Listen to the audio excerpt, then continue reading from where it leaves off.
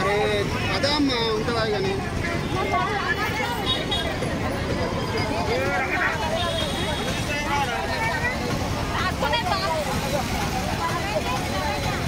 అమ్మా ఎంతంట అమ్మా మనిషికి ఎంతనంట? మీరంతా మల్కాజిరోలు కాదు కదా?